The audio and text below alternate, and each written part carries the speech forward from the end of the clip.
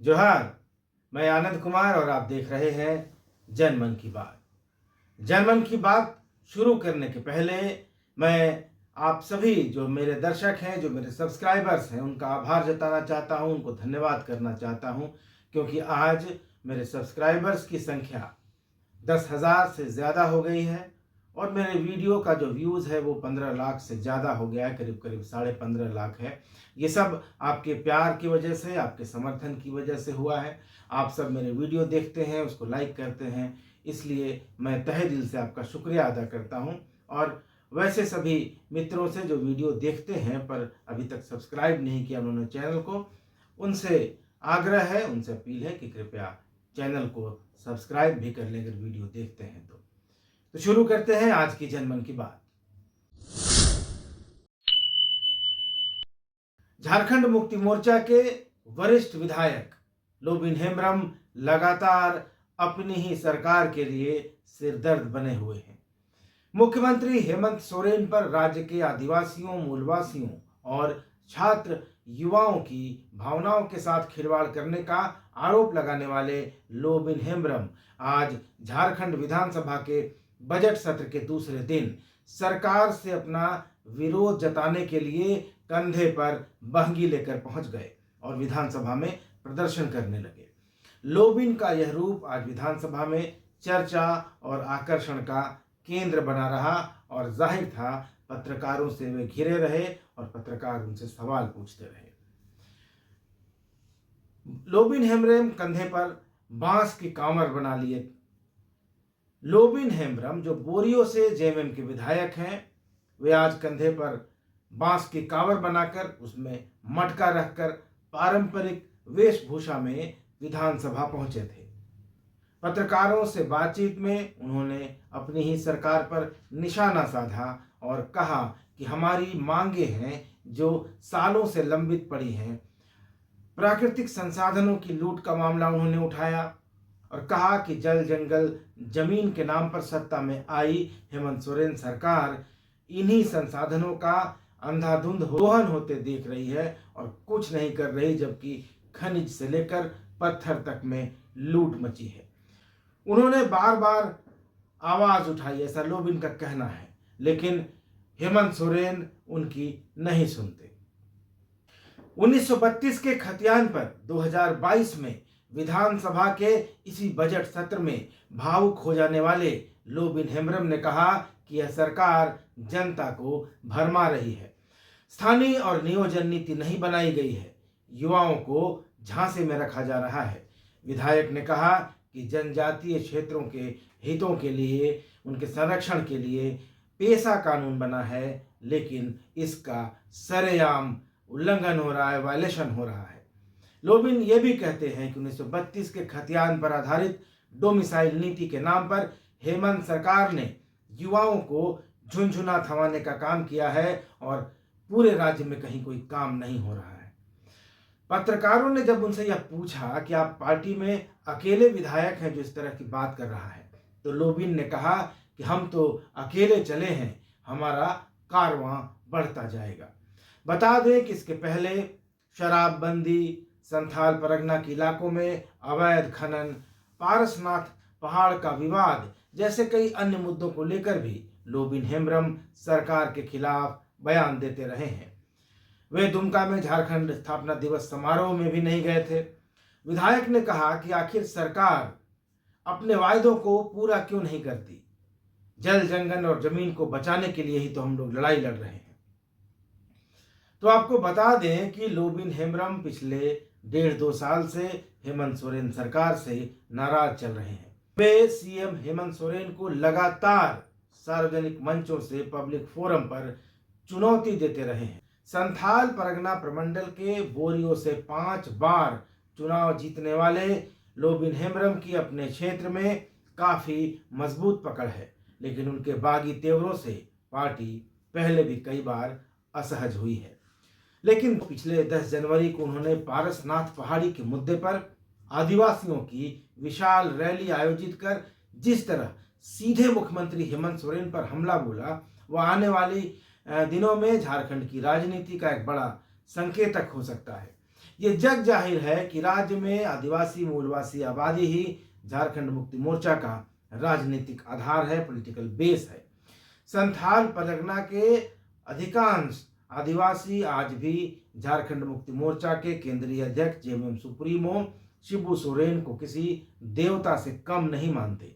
BJP की लगातार कोशिशों के बावजूद जेएमएम ने इस इलाके में अपने किले को पिछले कई दशकों से बचाए और बनाए रखा है, लेकिन अब व्यावहारिक तौर पर झारखंड मुक्ति मोर्चा की कमान शिबू सोरेन के पास नहीं रह गई है। उनके बेटे और पार्टी के कार्यकारी अध्यक्ष हेमंत सोरेन अब सर्वे सर्वा हैं, जो राज्य के मुख्यमंत्री भी हैं। संथाल परगना के बोरियो क्षेत्र से झारखंड मुक्ति मोर्चा के विधायक लोबिन हेम्ब्रम लगातार हेमंत सोरेन के फैसलों पर सवाल उठाते आ रहे हैं। झारखंड मुक्ति मोर्चा का नेतृत्व, या यूं कहें कि सीएम हेमंत सोरेन ने लोबिन के तल्ख बयानों पर अब तक कोई खास तवज्जो नहीं दी है।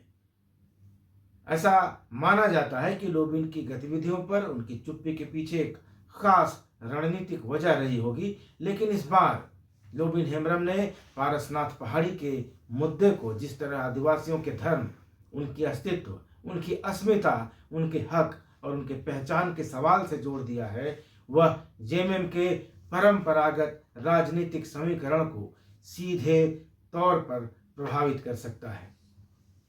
लोबिन हेम्ब्रम ने पिछली 10 जनवरी को पारसनाथ में सरकार के खिलाफ आदिवासियों के प्रदर्शन की अगुवाई करते हुए जिस तरह के तेवर दिखाए और जैसी भाषा का उन्होंने इस्तेमाल किया, उसकी क्लिपिंग का इस्तेमाल करके अब बीजेपी के नेता भी सोशल मीडिया पर सरकार को घेरने की कोशिश कर रहे हैं। पारसनाथ पहाड़ी पर अधिकार को लेकर लोबिन ने झारखंड बचाओ मोर्चा बनाया है और 30 जनवरी को भगवान बिरसा मुंडा की जन्मस्थली उलीहातू और 2 फरवरी को सीदो कान्हो, जो कि संथाल हुल विद्रोह के नायक थे, उनकी जन्मस्थली भोगनाडीह में उपवास का कार्यक्रम कर उन्होंने जता दिया है कि वो सरकार के खिलाफ अपनी आवाज उठाते रहेंगे। इन दोनों जगहों पर उन्होंने हेमंत सोरेन पर आदिवासी मूलवासियों की हितों की रक्षा में विफल रहने का आरोप लगाया। लोबिन हेम्ब्रम लगातार हेमंत सोरेन पर बिहारी सलाहकारों से घिरे होने का आरोप भी लगाते हैं और कहते रहे हैं कि उनके आसपास जो मंडली है, जो लोग हैं, वे सब बिहारी हैं और आदिवासियों के विरोधी हैं। उन्होंने मुख्यमंत्री के प्रेस सलाहकार अभिषेक पिंटू, जेल में बंद उनके विधायक प्रतिनिधि पंकज मिश्र, उनके पीएस यानी आप्त सचिव सुनील श्रीवास्तव और झारखंड मुक्ति मोर्चा के महासचिव विनोद पांडे और सुप्रियो भट्टाचार्य का जिक्र करते हुए, उनका नाम लेते हुए यहाँ तक कह दिया कि मन करता है कि इन्हें 10 लात मारे। बीजेपी के कई नेताओं ने लोबिन के भाषण की इस क्लिपिंग को सोशल मीडिया पर शेयर करते हुए सीएम पर तंज कसे हैं, उन पर चुटकी ली है। लोबिन अभी झारखंड बचाओ मोर्चा को भले ही गैर राजनीतिक बता रहे हैं, लेकिन झारखंड की राजनीति के जानकारों का मानना है कि आदिवासी गोलबंदी में उन्हें कामयाबी मिल गई तो इस संभावना से कतई इनकार नहीं किया जा सकता कि आने वाले विधानसभा चुनाव में लोबिन हेम्ब्रम इस बैनर के तले जेएमएम से अलग राह भी पकड़ सकते हैं। ऐसी चर्चा भी है कि जेएमएम 2024 के विधानसभा चुनाव में लोबिन का टिकट काट सकता है और उनकी जगह पार्टी के दिग्गज नेता रह चुके हेमलाल मुर्मू को बोरियो से उम्मीदवार बनाया जा सकता है। हेमलाल मुर्मू फिलहाल भाजपा में है, लेकिन फंसे हुए हैं, उनका दम वहां घुट रहा है और वहां से वे निकलने की राह तलाश रहे हैं। आपको बता दें कि लोबिन हेम्ब्रम ने इसके पहले 1932 की खतियान नीति के नाम पर झारखंड के लोगों को ठगने, राज्य में अवैध खनन और सितंबर 2022 के महीने में सत्तारूढ़ गठबंधन के विधायकों को छत्तीसगढ़ के एक रिजॉर्ट में ले जाकर रखने और शराब नीति को लेकर अपनी ही सरकार, अपनी पार्टी के नेतृत्व वाली सरकार पर हमले बोले हैं। उन्होंने कई बार कहा है कि 3 साल में इस सरकार ने आदिवासियों और मूलवासियों के लिए कुछ नहीं किया है। विधानसभा में भी वह सरकार के खिलाफ कई बार बोल चुके हैं और पिछले साल बजट सेशन में तो वे सरकार की आलोचना करते हुए सदन में ही रो पड़े थे। लोबिन हेम्ब्रम 5 बार संथाल परगना की बोरियो सीट से एमएलए बन चुके हैं। एक बार जेएमएम ने उनका टिकट काट दिया था तो वे निर्दलीय लड़ गए थे और चुनाव जीत गए थे। उसके बाद वे फिर से जेएमएम में आ गए। अपने इलाके में उनका खासा जनाधार है। राजनीतिक नब्ज पर उंगली रखने वाले लोगों का कहना है कि जेएमएम का नेतृत्व, जेएमएम लीडरशिप उनके खिलाफ कार्रवाई से परहेज इसलिए कर रहा है कि इससे उन्हें अपनी शहादत को भुनाने और आदिवासियों के एक समूह की, एक वर्ग की सहानुभूति बटोरने का मौका मिल जाएगा।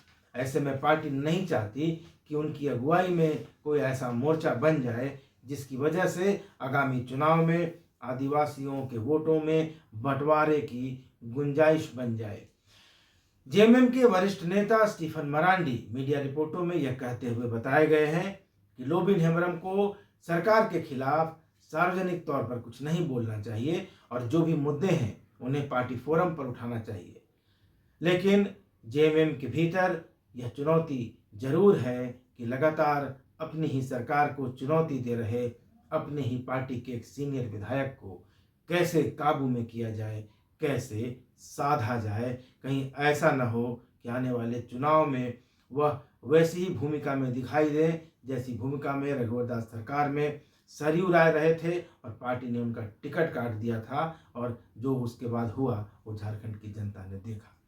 ये वीडियो आपको कैसा लगा कमेंट करके ज़रूर बताइएगा और बने रहिए मेरे यानी आनंद कुमार के साथ और देखते रहिए जनमन की बात। धन्यवाद। नमस्कार।